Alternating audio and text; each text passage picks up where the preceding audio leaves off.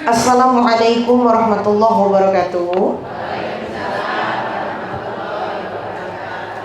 Haji Sulam beli gergaji sing jawab salam insyaallah cepat moga haji. Amin. Haji Sulam beli pepaya sing jawab salam insyaallah cepat jadi orang kaya. Amin. Kalau ulangi sepisan malih nggih Bapak Ibu nggih.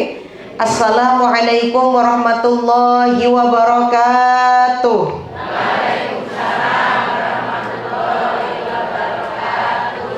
Hamdan wa syukran lillah, salatan wa salaman ala rasulillah, amma ba'd. Engkang kula hormati, kula takzimi Profesor Samsul, yang insya Allah mudah-mudahan senantiasa Allah sehatkan badannya, Allah panjangkan umurnya, Allah selalu luaskan rezekinya. Engkang kula hormati, kula takzimi segenap pengurus embun pagi yang hadir pada kesempatan pagi hari ini, yang insya Allah mudah-mudahan juga senantiasa dimuliakan oleh Allah Subhanahu wa Ta'ala. Engkang kula hormati, kula sayangi segenap para bapak lan para ibu, para tokoh agama, tokoh masyarakat, sesepuh bini sepuh yang hadir pada kesempatan pagi hari ini, yang insya Allah mudah-mudahan senantiasa Allah sehatkan badannya, Allah panjangkan umurnya, Allah luaskan rezekinya. Puji syukur kita panjatkan kehadirat Allah Subhanahu wa Ta'ala, yang mana berkat limpahan rahmatnya sampai dengan pagi hari yang alhamdulillah penuh barokah ini, karena matahari masih belum terlihat, jadi pagi hari ini cukup syahdu ya Bapak Ibu ya. Mudah-mudahan yang syahdu ini tidak menjadi pengantar kita untuk merem ya. Karena suasana syahdu adem ayem ini biasanya diiringi dengan mata yang ingin ditutup kadang-kadang atau pelan-pelan ya. Mudah-mudahan tidak diiringi dengan itu dan bisa semangat sampai dengan selesai nanti. Amin Allahumma amin. Sholawat beriringkan salam, marilah senantiasa kita sanjung agungkan kepada Nabiyina wa Habibana Muhammadin Sallallahu alaihi wasallam, yang senantiasa kita nanti-nantikan syafaatnya di yaumil kiamah nanti. Amin Allahumma amin. Hari ini Bapak Ibu sekalian, kita akan membahas salah satu tema mengenai hati yang lelah, maka obatnya adalah kembali kepada Allah Subhanahu wa Ta'ala. Karena hati itu termasuk panglimanya dari seluruh tubuh kita. Kalau hati itu baik, maka seluruh yang ada pada tubuh kita insya Allah akan baik. Tapi kalau hati itu lagi sakit, bahkan hatinya rusak, maka seluruh yang ada pada tubuh kita akan rusak dan akan sakit. Karena panglimanya ada dalam hati. Maka sekarang saya tanya Bapak Ibu, hari ini kira-kira hatinya baik-baik saja, gundah gulana, semangat atau mandan lemes? Hah? Semangat ya? Semangat ngapain hatinya ini? Semangat ngaji. Alhamdulillahirabbil alamin. Bu, dalam proses taqarrub ilallah, mendekatkan diri sedekat-dekatnya kepada Allah Subhanahu wa Ta'ala, di dalam ilmu tasawuf, orang-orang sufi itu sebelum sebenar-benarnya melaksanakan ibadah kepada Allah, kembali melaksanakan sebenar-benarnya ibadah kepada Allah Subhanahu wa Ta'ala, itu melalui adanya 3 proses agar mampu merasakan nikmatnya sebuah ibadah yang dikerjakan, nikmatnya berkomunikasi dengan Allah Subhanahu wa Ta'ala. Kita kalau sholat, bagian daripada ibadah dan komunikasi kita kepada Allah kan. Nggih napa mboten? Ya, sehari diminta oleh Allah untuk laporan minimal 5 kali dalam sholat fardu, belum yang sunnahnya. Maka orang-orang sufi itu ketika ingin mendapatkan nikmatnya sebuah ibadah, harus melalui beberapa proses terlebih dahulu supaya hatinya bisa tenang, raganya bisa sepenuhnya beribadah kepada Allah Subhanahu wa Ta'ala. Maka dalam ilmu tasawuf itu ada yang namanya takhalli, tahalli, dan tajalli. Pernah dengar Bu? Belum ya? Proses yang pertama untuk bisa dekat dengan Gusti Allah, dan merasakan manisnya sebuah iman, itu namanya adalah proses takhalli. Apa proses takhalli ini? Pengosongan. Apa pengosongan itu? Proses pembersihan diri dari kotoran hati, dosa, dan perbuatan-perbuatan tercela. Lagi-lagi hati. Hati ini banyak sampahnya, Bu. Apa sampahnya hati itu, Pak? Sifat iri, dengki, riya, hasad, hasud, sombong. Ini kan termasuk sampahnya hati kita yang harus dibuang dan harus dibersihkan. Maka proses kita kalau mau sebenar-benarnya kembali kepada Allah, dekat dengan Allah Subhanahu wa Ta'ala, hati yang lelah ini, dalamnya ini harus dibersihkan dulu sampahnya. Apa sampah itu? Penyakit iri, senang ngelihat orang susah, susah ngelihat orang senang. Ini penyakit iri. Ngelihat tetangganya beli motor baru, senep. Ngelihat tetangganya punya anak, anaknya sukses, susah, sakit, demam. Di rumah demam, ngelihat tetangga yang satu lagi renovasi rumah, dari yang nggak tingkat jadi tingkat 2. Dari demam tambah sakit, masuk rumah sakit. Di rumah sakit, dengar lagi tetangga sebelah kirinya beli mobil baru. Wow, saking iri dengkinya sampai jantungan, akhirnya mati. Ini akibat apa? Penyakit iri, penyakit dengki. Senang ngelihat orang susah, susah ngelihat orang senang. Ini penyakit yang harus dibuang, Bu. Sombong, itu juga penyakit hati. Apalagi sombong. Orang-orang beriman itu biasanya dihinggapi oleh penyakit sombong ini. Karena kalau digoda dengan yang kelihatan mata biasanya tidak tergoda. Tapi kalau digoda dengan yang tidak terlihat, itu jarang manusia bisa lulus dari godaan yang tidak terlihat oleh mata manusia. Apa itu? Sifat sombong. Merasa diri lebih baik dari orang lain. Di kampung ini yang ngajinya paling bagus cuman saya. Yang lain tidak ada yang bisa ngaji ini patang peletut misalkan. Saya yang paling pinter ngaji. Maka kalau bukan saya yang jadi imam di masjid itu tidak ada yang bagus. Karena satu-satunya imam yang bagus cuman saya. Ini nggak keucap di lisan, Mbak, tapi hatinya ngomong. Maka ini termasuk salah satu sifat sombong. Yang goda setan. Setan itu nggak bisa goda orang beriman itu dengan yang kelihatan, tapi masih bisa digoda dengan yang tidak terlihat. Apa yang digoda? Hatinya. Maka bersihkan sifat iri, dengki, sombong, hasad, hasud. Bagaimana cara membersihkannya? Banyak berzikir kepada Allah Subhanahu wa Ta'ala. Perbuatan tercela ditutupi dengan perbuatan-perbuatan yang baik, yang tercelanya dibuang. Makanya ini di akhir-akhir tahun Hijriah, sekarang sudah 17 Mei, berarti sudah hampir akhir bulan Zulqa'dah, dan kita akan memasuki bulan Zulhijjah besok kalau nggak mundur lagi. Tapi insya Allah besok sudah masuk 1 Zulhijjah. Itu tandanya kita sudah akan mengakhiri tahun 1447 Hijriah. Dan nanti bulan Muharram, sebulan lagi kita akan memasuki tahun yang baru. Maka umat Islam itu kalau di akhir tahun Hijriah nggak sibuk seremonial kayak tahun Masehi. Mungkin kalau di akhir tahun Masehi orang-orang sibuk, saya mau jalan-jalan kemana, mau bakar-bakar apa, mau kumpul di mana.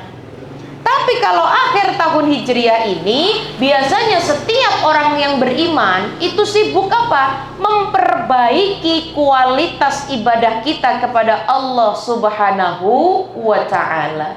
Dengan cara apa? Niatnya diluruskan dan menjadi orang-orang yang istiqomah.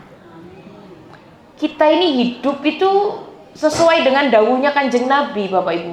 Innamal a'malu bin niat wa innama likulli imrin ma nawa. Seseorang itu tergantung daripada niatnya, kata Kanjeng Nabi. Dan setiap orang akan diganjar sesuai dengan apa yang diniatkan.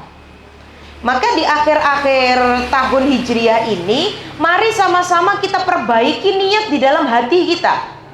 Karena dalam fikih niat itu kan adanya dalam hati. Diperbaiki. Niatkan segala sesuatu yang kita lakukan di dalam hidup ini sebagai sebuah ibadah. Dulu ada salah satu qasidah, nama grupnya Nasidaria.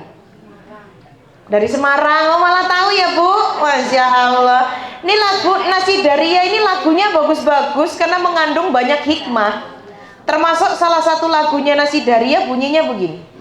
Ini ibadah, itu ibadah, di mana-mana ada ibadah. Ini ibadah, itu ibadah, di mana-mana ada ibadah. Menuntut ilmu, mencari nafkah, makan, minum, tidur di rumah. Bagi yang beriman semua jadi ibadah. Begitu bukan lagunya Bu? Nih. Ini ibadah, itu ibadah. Bahkan kita ngaji ibadah, nuntut ilmu ibadah, cari nafkah ibadah, makan, minum, tidur pun jadi ibadah. Asalkan diniati sebagai ibadah. Maka kita ini ketika tidur itu dapat pahala bukan hanya saat bulan Ramadan saja. Biasanya kan kalau Ramadan ini paling kenceng, salah satunya adalah orang yang tidur saat siang hari, itu termasuk salah satu ibadahnya orang yang berpuasa. Kan begitu. Padahal di luar bulan Ramadan, tidur kita ini juga bisa jadi ibadah Bapak Ibu. Asalkan apa? Diniati tidurnya sebagai ibadah, maka akan jadi ibadah. Amin Allahumma amin. Lagi-lagi pusatnya niat itu ada di dalam hati. Maka niat ini diperbaiki supaya hatinya juga baik. Kapan niat untuk memperbaiki segala sesuatu itu dimulai dari hatinya itu kapan? Setiap sehabis bangun tidur Bu, setelah Bapak Ibu membaca doa bangun tidur, maka dalam hati itu diniatkan, ya Allah ya Tuhanku, apapun yang aku lakukan hari ini, aku niatkan besar dan kecilnya yang aku lakukan sebagai ibadah kepadamu. Amin Allahumma amin. Maka insya Allah semuanya jadi ibadah. Asal diniatkan sebagai ibadah ya. Karena sesuatu itu kata Kanjeng Nabi tergantung daripada niatnya, dan manusia akan diganjar sesuai dengan apa yang diniatkan. Kalau besar dan kecilnya kita niatkan sebagai ibadah, insya Allah jadi ibadah, akan mendapatkan pahala. Amin Allahumma amin. Perbaiki niat kita. Yang kedua, jadi orang yang istiqomah. Istiqomah ini sulit Bu, karena ngaji itu mudah, yang sulit adalah istiqomahnya. Baca Quran mudah, yang sulit adalah istiqomah membaca Qur'annya. Hari ini Al-Qur'annya sudah dibaca belum tadi subuh Bu? Belum. Biasanya biasanya setiap hari baca Qur'an itu Ibu dapat berapa banyak? Berapa banyak baca Qur'an? Ada yang sehari masih istiqomah bacanya 1 juz. Kan Ramadan kemarin kita kejar target, sebulan pokoknya harus khatam dari juz 1 sampai juz 30. Maka dalam sehari minimal dibacanya 1 juz. Ramadan kita kuat. Kenapa di luar Ramadan kita nggak sekuat membaca Al-Quran saat di dalam bulan Ramadan? Godaannya besar. Maka kalaupun nggak bisa 1 juz, yang penting sedikit tapi istiqomah. Cuma sedikitnya jangan medit-medit. Mungkin kadang-kadang maca Quran medit banget. Baca Quran disamakan dengan menghafal. Kan programnya orang zaman sekarang ada namanya program One Day One Ayat. Itu program hafalan. Jangan disamakan dengan baca Quran. Kalau baca Quran One Day One Ayat, 1 hari 1 ayat, niki medit banget Bu. Lawang 1 ayat itu loh, pendek, ada yang paling pendek. Bismillahirrahmanirrahim. Alif lam mim. Shadaqallahul azim. Satu ayat. Maka kalau program hafalan jangan disamakan dengan program baca Quran. Jangan medit-medit, hanya satu ayat. Minimal satu lembar kita baca. Satu lembar pun, Bu, itu nggak sampai 5 menit. Tapi tidak setiap orang diberikan kemampuan, diberikan geraknya badan dan hatinya untuk bisa istiqomah baca Quran. Maka baca Quran itu enak, yang sulit adalah istiqomahnya. Sholat itu enak, yang sulit adalah istiqomah sholatnya. Zikir itu enak, yang sulit adalah istiqomah zikirnya. Tapi hanya orang-orang yang konsisten, orang-orang yang istiqomah, termasuk golongan orang-orang yang beruntung dunia sampai dengan akhirat. Maka insya Allah kita semua yang hadir di sini jadi orang istiqomah ya Bu, Pak. Amin. Ada salah satu doa ini dipanjatkan oleh salah seorang imam, namanya adalah Imam Hasan Al-Basri. Imam Hasan Al-Basri ini mewasiatkan salah satu doa agar kita umat manusia ini mampu menjadi orang-orang yang istiqomah. Nanti saya bacakan doanya satu-satu, Bapak Ibu tolong ikuti ya. Mudah-mudahan pulang dari sini nanti hafal doa minta keistiqomahan yang diwasiatkan oleh Imam Hasan Al-Basri. Mari sama-sama kita baca doanya. Nanti saya ngucap, Bapak Ibu tolong ikuti. Bismillahirrahmanirrahim. Allahumma anta Rabbuna farzuqnal istiqomah. Allahumma anta Rabbuna farzuqnal istiqomah. Panjang atau pendek doanya? Saking pendeknya. Ini doa minta istiqomah. Allahumma anta Rabbuna farzuqnal istiqomah. Allahumma ya Allah, anta Rabbuna, engkau adalah Rabb kami, jadikanlah kami golongan orang-orang yang istiqomah. Farzuqnal istiqomah. Amin Allahumma amin. Ini doanya tolong dibacanya setelah selesai sholat 5 waktu Bu. Dari mulai subuh sampai dengan waktu Isya. Habis sholat sebelum baca doa sapu jagat, tolong doa istiqomah ini dibaca agar kita menjadi orang-orang yang istiqomah, wabil khusus dalam ibadah. Amin Allahumma amin ya. Karena hanya orang-orang yang ibadahnya mampu kontinu dan konsisten, yakni orang-orang yang bisa dekat dengan Allah Subhanahu wa ta'ala. Kita kembali ke laptop tadi.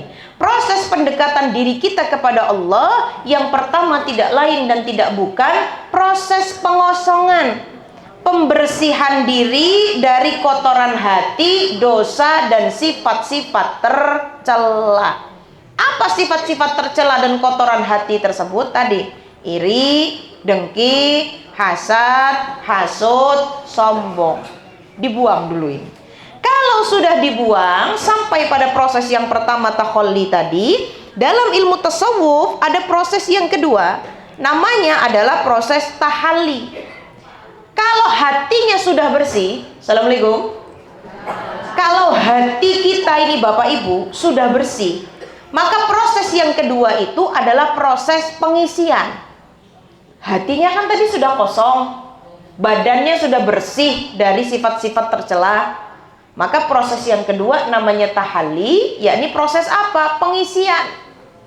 Apa yang perlu diisi atau dihiasi di dalam diri kita setelah kosong dari sifat-sifat tercela dan hati yang sudah bersih daripada kotoran hati tersebut? Yang perlu diisi adalah akhlak terpuji dan mendekatkan diri melalui ibadah. Memiliki akhlak yang terpuji dan mendekatkan diri kepada Allah melalui ibadah. Akhlak terpuji apa diantaranya? Nggak usah jauh-jauh. Jadi orang yang pandai syukur, pandai ikhlas, pandai sabar. Karena 3 kata ini sering disebut di dalam Al-Quran, sering disebut dalam pengajian, tapi sulit untuk dipraktekkan. Syukur, ikhlas, sabar. Kalau kita cuma ngomong saja Bu, bersyukur ya, tapi belum tentu kalau kita dihadapkan dengan ujian syukur itu kita mampu benar-benar menjadi orang yang bersyukur. Contoh, ibu kalau dalam sehari dikasih duit sama bapak 20.000 untuk makan 3 kali, anaknya 5, bapak ibunya juga harus makan 20.000, ini kira-kira dalam sehari cukup nggak Bu? Tapi bagi orang yang bersyukur tetap alhamdulillah, karena tahu salah satu latar belakangnya firman Allah Subhanahu wa ta'ala. A'udzu billahi minasyaitonir rajim. Bismillahirrahmanirrahim. La in syakartum la azidannakum wa la in kafartum inna azabi lasyadid. La in syakartum la azidannakum. Barang siapa yang bersyukur maka nikmat Allah akan Allah tambah. Syukur saja dulu, urusan cukup nggak cukup lihat nanti. Yang mencukupkan adalah Gusti Allah. Amin Allahumma amin. Syukur dulu. Tapi ini sulit Bu. Butuh praktek, butuh pengalaman, butuh latihan orang syukur itu. Tapi segala akhlak terpuji tadi itu kuncinya tidak lain dan tidak bukan pangkalnya ada pada syukur. Karena syukur itu butuh ikhlas, ikhlas itu butuh sabar. Nggih napa mboten? Ibu dapat duit 20.000 biar bisa syukur, caranya bagaimana? Ikhlas. Caranya biar bisa ikhlas apa? Sabar. Supaya hatinya nerima, badannya nerima, mulutnya juga ikut nerima. Tapi kan kadang-kadang kalau dikasih duit 20.000 belum apa-apa, boro-boro mau syukur, wis ngomel, Pak, duit 20.000 ki nggo ngopo? Makan sehari 3 kali kok 20.000.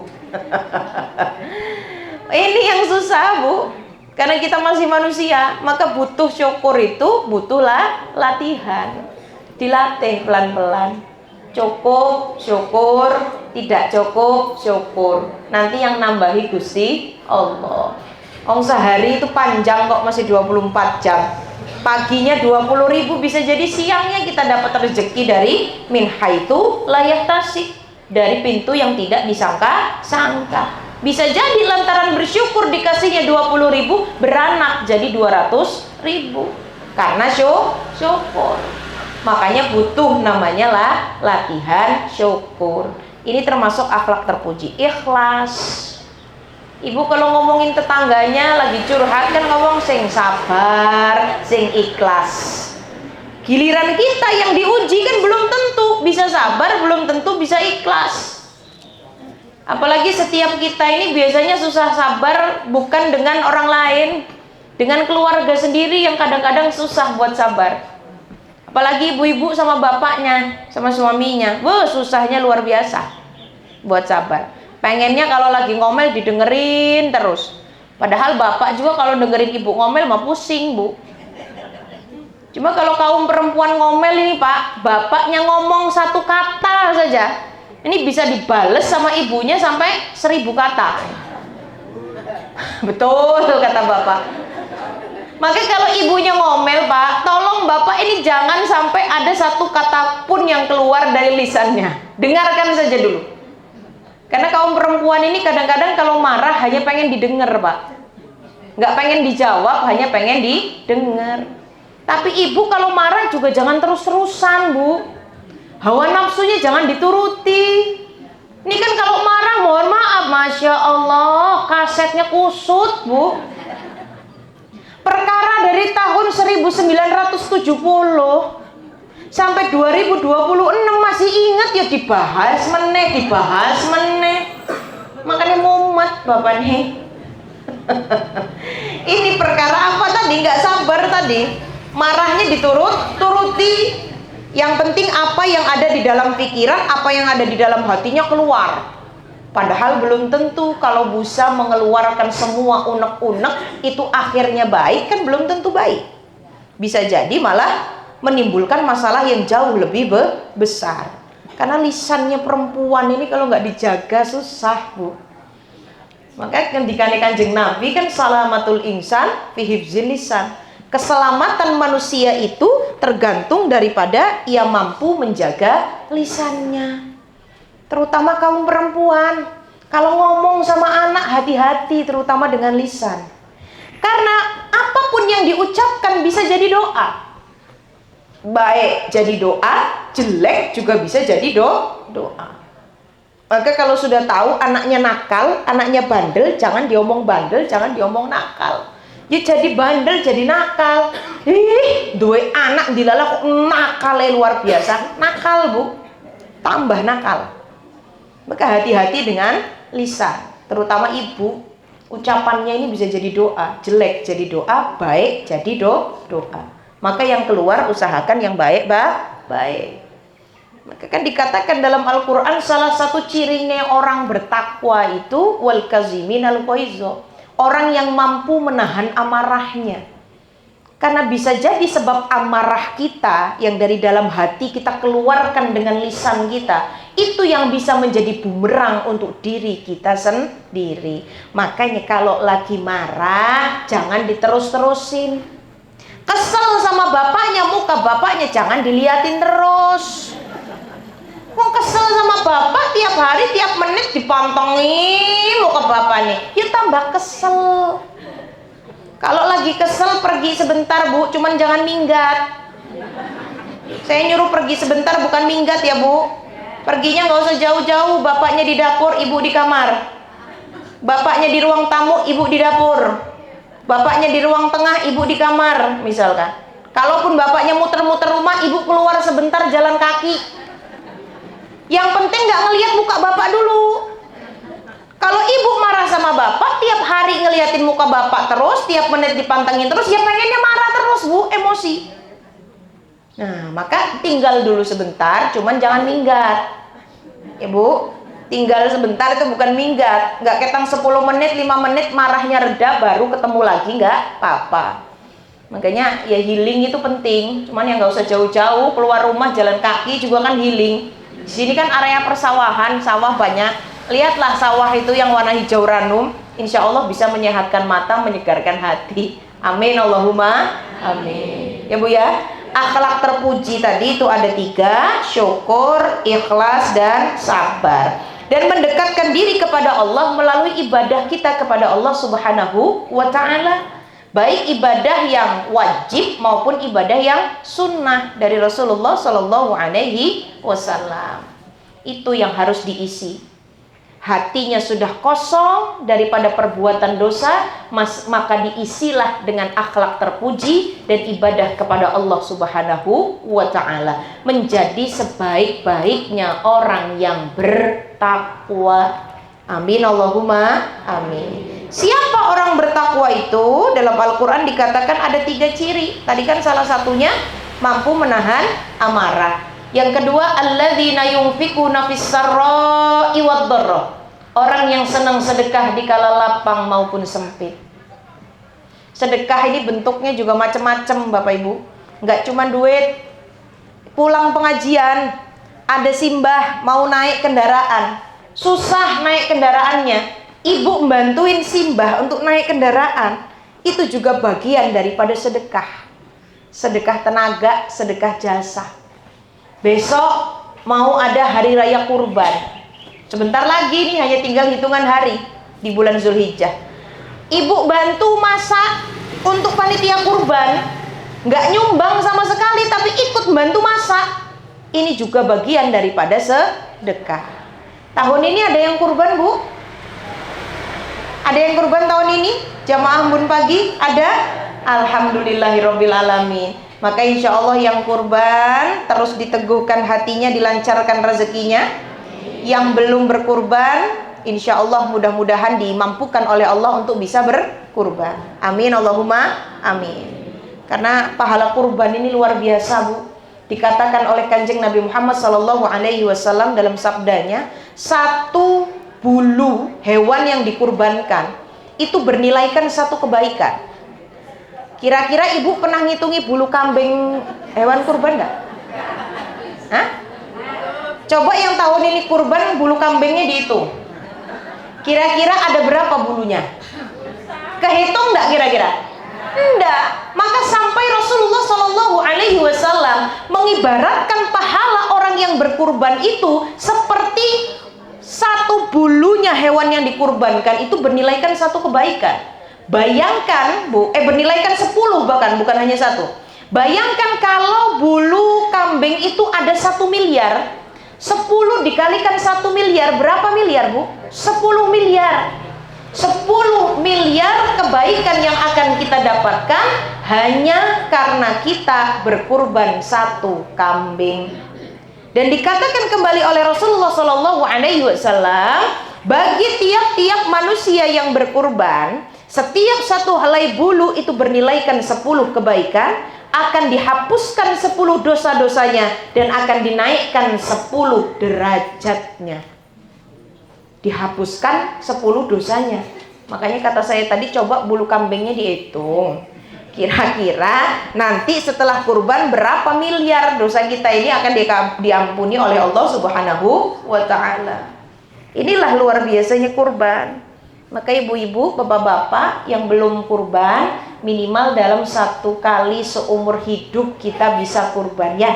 Amin Allahumma amin. Supaya dosanya banyak diampuni, derajat kita naik di hadapan Allah Subhanahu wa ta'ala, dan banyak kebaikan yang menghampiri hidup kita. Amin Allahumma amin. Dan hewan yang dikurbankan itu, kata Rasul, kelak di hari kiamat akan datang utuh menemui kita sebagai kendaraan melewati jembatan Shirathul Mustaqim. Jadi ibu kalau selama hidup banyak berkurban, kendaraannya banyak nanti ketika hari kiamat. Yang lain sibuk melewati jembatan Shirathul Mustaqim jalan kaki, ibu yang kurban sapi, kurban kambing, mau lewat jembatan Shirathul Mustaqim, naik sapi, naik kambing. Bisa dada-dada sama tetangganya. Yuk Siti, jalan kaki nggih, nggih. Kula duluan nggih naik kambing. Dadah yuk, katanya. Melewati jembatan Shirathul Mustaqim. Itu yang akan menjadi kendaraan kita agar dipermudah dalam melewati jembatan Shirathul Mustaqim. Maka usahakan nanti bulan Zulhijjah kita ambil peran. Kalau bisa kita kurban, kita kurban. Kalaupun tidak bisa berkurban, bantulah para panitia kurban. Insya Allah akan kebagian pahala kurbannya. Amin Allahumma amin. Karena membantu dengan jasa ini juga termasuk bagian daripada sedekah. Alladzina yunfikuna fis-sarra'i wad-dharra. Ini ciri orang takwa, senang bersedekah di kala lapang maupun sempit. Yang kedua tadi, wal qaziminal ghaiza, orang yang mampu memaafkan kesalahan orang lain. Yang ketiga, wal afina 'anin nas. Yang kedua tadi orang yang mampu menahan amarah. Baru yang ketiga, wal afina 'anin nas, mampu memaafkan kesalahan orang lain. Setiap kita ini ada enggak sih Bu yang enggak punya dosa? Ada enggak yang hadir di sini merasa dirinya enggak punya dosa? Coba angkat tangannya. Yang ngerasa dirinya enggak punya dosa, coba angkat tangannya. Enggak ada ya? Karena rata-rata dosanya ya lumayan. Baik yang kelihatan maupun yang tidak, baik yang kita tahu maupun yang tidak kita tahu. Makanya lagu Nasyidaria tadi ada lanjutannya. Begini dosa, begitu dosa, di mana-mana orang berdosa. Begini dosa, begitu dosa, di mana-mana orang berdosa. Sebaik-baik orang berdosa yang bertaubat pada Tuhannya, menghapus dosanya dengan amal yang berguna. Lagunya begitu bukan? Menghapus dosanya dengan amal yang berguna. Maka rapot kita selama 1 tahun ini, Bapak Ibu, itu masih bisa diremedi. Zaman orang sekolah kan kalau rapotnya kebakaran, nilainya jelek, itu ada yang namanya remedial. Ngulang ujian supaya nilainya bisa lebih baik dari sebelumnya. Kalau sudah diulang tapi kok nggak mampu untuk melaksanakannya, ya nilainya tetap jelek. Tapi kalau sudah diulang, mampu menutupinya dengan kebaikan dalam hidup di dunia ini, insya Allah yang nilainya jelek berubah jadi bagus. Rapotnya nggak kebakaran. Ini kira-kira rapot kita 1 tahun ini kebakaran atau enggak ini? Ya? Yang kita kira rapotnya masih kebakaran, mari ditambal rapotnya. Dengan cara apa? Melakukan amalan-amalan soleh sehingga yang jelek tadi bisa ditambal dengan kebaikan. Dengan cara apa? Saling maaf, memaafkan. Karena hidup di dunia ini nggak terlepas dari yang namanya dosa. Baik dosa lisan, dosa tangan, dosa mata, dosa telinga. Ibu sudah ngempet-ngempet, nggak mau ngerasani yang lain. Tapi ternyata beli sayur, tetangganya ngerasani, ibu ikut denger. Ya telinganya kan ikut denger, orang ngerasani. Iya Pak ya? Nah makanya ini yang harus dibersihkan. Tiap hari saya ngaji, sehari sejam ngaji. Pulang ngaji, berhenti ke warung sayur, ketemu tetangga, ngomongin orang 2 jam. Tuh. Ngajinya kalah sama yang 1 jam. Pahala pengajian banyak, tapi dari pahala yang banyak ini bisa jadi rontok pahalanya kalau ditutupi dengan banyaknya dosa. Wabil khusus dosa lisan ini. Maka pernah suatu ketika jamaah saya itu cerita, Bu, beliau ini bosen tinggalnya di desa. Katanya, Ustazah, saya ini bosen tinggal di desa terus. Dari lahir sampai punya anak lagi, kok tinggalnya di desa terus? Lah emang apa, Bu? Tinggal teng desa niki kakean werna, Ustazah. Loh lah memang kenapa, Bu? Winginane Ustazah, aku bar tuku paketan online, dilalah paketku teko, yo ditakoni kali tanggaku, tuku apa sih yu? Kerjarane kok pokat paket. Kemarin saya baru beli kulkas. Ya ditanya juga sama tetanggaku, "Bu, kulkas baru ya, Bu?" "Iya." Saya kemarin baru beli motor untuk anak juga ya ditanya, Ustazah, "Yu, niku tuku motore cash nopo kredit?" Jadi tetangga ini ya Allah, keponya luar biasa. Maka nggak sedikit orang yang terganggu dengan kekepoan tetangga ini. Tapi kemudian ibu ini bilang, makanya saya pengen hidupnya di kota, Ustazah. Orang kota itu kan hidupnya sendiri-sendiri, nggak suka ngurusi kehidupan orang lain. Terus saya bilang, lah memang apa yang ibu cari? Ketenangan, Ustazah. Saya pengen hidup ini tenang, nggak diganggu sama orang. Terus saya bilang, Bu, kalau ibu pengen hidupnya tenang, jangan hidup di desa, jangan hidup di kota. Lah hidup di mana? Di kuburan. Loh, lah leres, Bu. Hidup di desa, hidup di kota, kalau ndak jadi orang sing senengane serawung, nggak punya kehidupan sosial, nggak seneng kumpul dengan banyak orang, itu biasanya rawan dirasani. Karena orang kalau ngomongin orang lain, pas orangnya nggak ada. Kalau ada kan jarang diomongi. PKK mangkat, acara desa mangkat, pengajian mangkat, kondangan mangkat, rewang mangkat. Ya jarang diomongi orang. Tapi kalau nggak pernah berangkat, ya jadi bahan rasa. Apalagi kadang-kadang mohon maaf, ibu-ibu kalau ketemu sama tetangganya yang jarang keluar rumah, ini kan kadang-kadang gelem dirasani, kayak artis ya, metumang ya, artis. Begitu. Ini kadang-kadang usilnya luar biasa lisan kita ini. Maka harus dihiasi dengan zikir supaya nggak usil lisannya. Ada tetangga jarang keluar, kayak artisnya metu. Mentang-mentang jarang keluar, padahal bisa jadi tetangga yang jarang keluar tuh tiap harinya di rumah zikiran terus. Mana kita tahu, Bu? Kita ngerasa diri kita paling baik karena rajin berangkat pengajian. Belum tentu tetangga yang kita ngelihat jarang berangkat pengajian itu nggak pernah ngaji. Bisa jadi ibadahnya lebih tinggi daripada kita, lebih banyak daripada kita. Maka jangan merasa diri lebih baik dari orang lain. Kalau melakukan dosa, saling maaf, memaafkan, memberikan maaf itu lebih sulit daripada meminta maaf. Iya Pak ya? Ibu lebaran kemarin ada tetangga mampir ke rumah, ngomong, "Bu, mohon maaf lahir batin nggih." Lisan ibu ngomong, "Nggih, sami-sami." Tapi hatinya belum tentu. Moh temen lah. Dina-dina kerjanane ngerasani aku kok mohon maaf lahir batin, jijik temen. Itu dalam hatinya bisa jadi begitu. Tapi kan lisannya ngomong sama. Maka lisan manusia bisa berbohong, tapi hatinya tidak bisa berbohong. Maka sumber tadi itu ada pada hati kita. Kalau hatinya sudah bersih, isilah dengan kebaikan-kebaikan. Apa itu kebaikannya? Akhlak terpuji dan mendekatkan diri kepada Allah Subhanahu wa taala dengan beribadah kepada Gusti Allah. Satu, tadi prosesnya namanya proses takholi, proses pengosongan. Hatinya sudah bersih, badannya bersih dari dosa dan sifat tercela. Yang kedua, tahali, pengisian. Diisi dengan akhlak terpuji dan mendekatkan diri kepada Allah dengan ibadah. Baru yang ketiga namanya tajalli.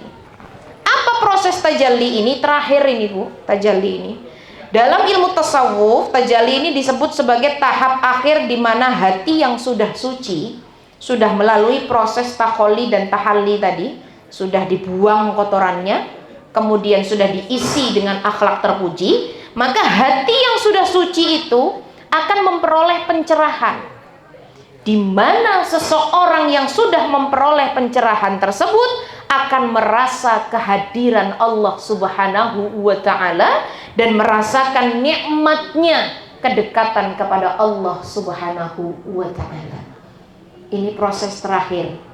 Karena tidak setiap orang itu mampu merasakan kehadiran Gusti Allah, mampu merasakan nikmat dalam setiap ibadahnya.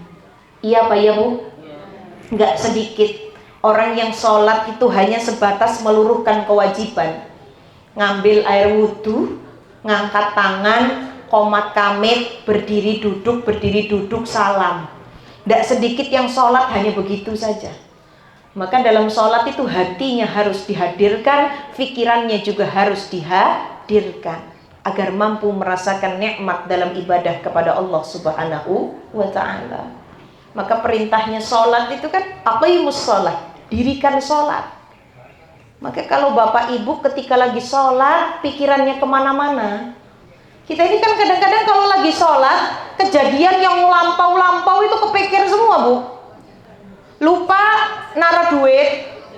Tadi kayaknya saya dapat duit dari bapak 200.000. Dicari sebelum sholat nggak ketemu-temu. Di lemari nggak ada, di dompet nggak ada, di selipan baju ndak ada, di kantong ndak ada, dicari muter-muter ndak ketemu. Datanglah azan zuhur. Sudah azan ibu sholat, baru takbir Allah. Lah iya, duitnya tadi tak taruh di dapur, di bawah kompor. Ini setan ini Bu, dikasih ingat sama setan. Sebelumnya disembunyiin duitnya, pikirannya nggak kepikiran di mana, nggak ketemu-temu. Ketika sholat baru takbir, ingat duitnya tadi ditaruh di mana. Maka kalau sudah begini, perintah sholat itu aqimus sholat, dirikan lagi sholatnya. Artinya apa? Kalau sudah kepikiran macam-macam, jangan diterus-terusin. Ibu kepikiran duit, nanti kalau tak taruh di dapur nanti ada yang ngambil nggak ya? Nanti kalau ada yang ngambil terus dibeliin, dibelanjain, duitnya habis, aku makan apa? Ya jangan terus-terusan mikir begitu. Hilangkan dulu pikirannya, dirikan lagi sholatnya. Bismillahirrahmanirrahim. Alhamdulillahirabbil alamin. Lah, deneng duitnya di bawah kompor ya. Ya Allah lagi sholat. Ar-Rahmanir-Rahim, Maliki Yaumiddin. Dipaling apa enggak ya? Setan ini kadang-kadang ini godanya begitu Bu. Kita sudah mendirikan sholat lagi, sudah mulai khusyuk lagi, digoda lagi dengan pikiran-pikiran yang mengganggu ibadah kita kepada Gusti Allah. Maka jangan sampai kita terganggu, dirikan lagi sholat kita. Ingat kalau kita lagi sholat, fokus lagi dengan bacaannya, fokus lagi dengan ibadah sholat kita sampai selesai. Tapi tidak sedikit orang yang sholat dari mulai takbir sampai dengan tahiyat, pikirannya kemana-mana. Maka yang namanya pikiran ini jangan dituruti ya Bu ya. Agar apa? Agar mampu merasakan nikmat kita dalam beribadah kepada Allah Subhanahu wa ta'ala. Orang yang dekat dengan Allah diberikan nikmat dalam setiap ibadah ini. Salah satu cirinya itu apa? Habis sholat hatinya tenang. Ketika sholat itu juga tenang sholatnya Bu. Menghadirkan Allah dalam hatinya, menghadirkan Allah dalam pikirannya. Maka tenang sholatnya, nggak kerusa-kerusu, nggak buru-buru, tumakninah sholatnya. Ini orang-orang yang mampu merasakan nikmatnya ibadah kepada Allah Subhanahu wa ta'ala. Maka insya Allah semua yang hari ini hadir di sini, yang mungkin hatinya sedang lelah dengan perkara dunia, maka mari kembali kepada Allah Subhanahu wa ta'ala. Buang segala kotoran di dalam diri dan di dalam hati kita. Isi dengan akhlak terpuji, isi dengan ibadah kepada Allah Subhanahu wa ta'ala. Insya Allah ganjarannya adalah nikmatnya kita dalam berkomunikasi kepada Allah Subhanahu wa ta'ala. Amin Allahumma amin. Insya Allah kita semua yang hadir di sini tergolong hamba-hamba Allah yang istiqomah, amin. Tergolong hamba-hamba Allah yang diberikan hati yang mampu bersih dari segala macam penyakit hati, amin. Dibersihkan dari segala dosa, dibersihkan dari segala perbuatan-perbuatan tercela, mampu memiliki akhlak yang terpuji, jadi ahli syukur, ahli ikhlas, ahli sabar, menjadi orang-orang yang mampu istiqamah dalam ibadah sehingga selamat hidup kita dunia sampai dengan akhirat. Ala hadhihi niyatin salihah. Al-Fatihah. A'udzu billahi minasyaitonir rajim. Bismillahirrahmanirrahim. Alhamdulillahi rabbil alamin, arrahmanir rahim, maliki yaumiddin. Iyyaka na'budu wa iyyaka nasta'in. Ihdinas siratal mustaqim, siratal ladzina an'amta 'alaihim ghairil maghdubi 'alaihim waladdallin. Amin amin ya rabbal alamin. Bismillah, insyaallah semuanya jadi orang-orang yang istiqomah semua ya. Amin Allahumma amin. Mari sama-sama kita perbaiki hati kita, hati yang lelah, hati yang sakit, mari diobati, bersihkan hati kita dari perkara-perkara yang tercela. Insya Allah hatinya baik, seluruh yang ada dalam tubuh kita akan menjadi baik. Sekian dari kulo, kurang dan lebihnya kulo mohon maaf, dan kepada Allah kulo mohon ampun. Usikum wa nafsi bitaqwallah. Tsumma assalamualaikum warahmatullahi wabarakatuh.